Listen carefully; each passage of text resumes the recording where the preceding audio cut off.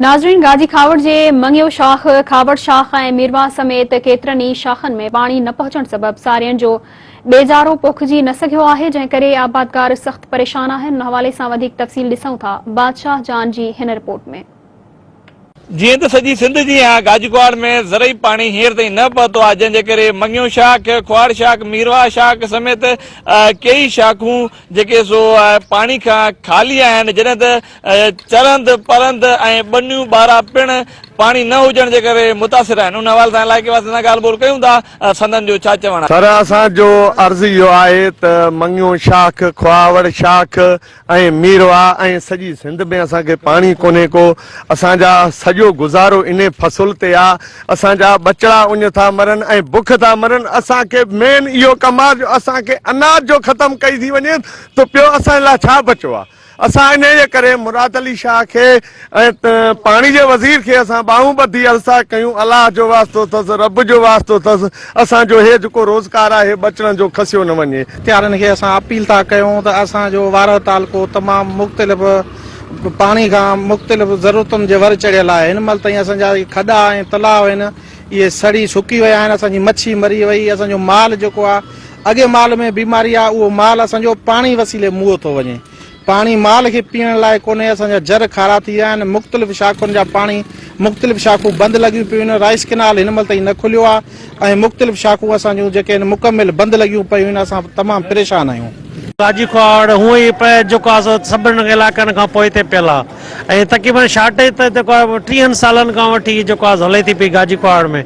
हींअर ताईं जेको आहे सो एहतजाज ॿियो टियों हलनि था पिया, लेकिन गाजीकुआड़ में हींअर ताईं माल जे लाइ ऐं जेको आहे ज़मीनुनि जे लाइ, माण्हुनि जे लाइ हींअर ताईं पाणी न वियो आहे। असां बाला अमलदारनि खे पुरज़ोर अपील था कयूं त फिलफोर गाजीकुआड़ में अर्थर बिराज खे पाणी ॾिनो वञे, जीअं गाजीकुआड़ सैरयाब थी सघे। अर्ज़ थो कजे वज़ीर आज़म पाकिस्तान शहबाज शरीफ़ खे, पर बि असांजा फसल कोन थिया, न वरी हेल कणकूं थियूं, बुख में मरी वियासीं। ग़रीब तबिको काॾे वञूं?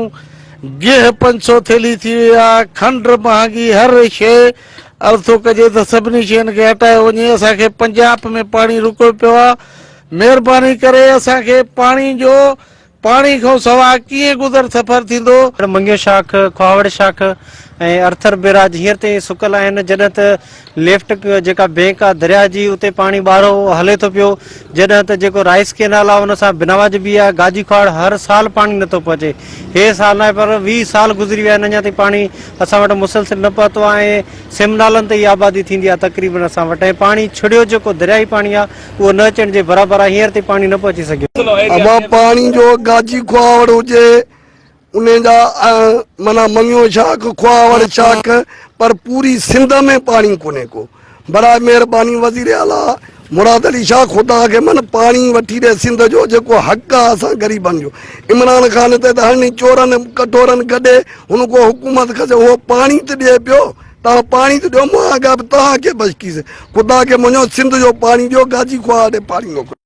हूअं ई त तमाम तर गाजीकुआड़ ऐं भर पासे जी शाखनि जी हींअर ताईं खाटी बि नथी सघी आहे ऐं उन खां पोइ जेको आहे सो मए जा पछाड़का ॼाड़ आहिनि, तंहिंमें बि ज़रई पाणी न अची सघियो आहे। तंहिंजे करे मुस्तक़बिल जी प्लानिंग हींअर ताईं आबादकारनि का बि न कई आहे। जॾहिं त गुज़िरियल साल में बि अहिड़ी सूरत हाल वाज़े हुई त पाणी ज़रई न पहुची सघियो। तंहिंजे करे आबादकारनि खे सारियाले फसल जे हवाले सां कापारी धक रसियो। उन हवाले सां उन्हनि आबादकारनि सिंध सरकार ऐं वफ़ाक़ी सरकार खां इहो मुतालबो कयो त महिरबानी करे असांखे पाणी ज़रई पहुचाए वञे त जीअं असांजी परेशानी ख़तमु थी वञे ऐं असां जेको आहे सो बिजारो पोखे ऐं सारियालो फसल पोखे असां आबादी करे सघूं। कैमरा मैन राजा शजर सां गॾु बादशाह जान।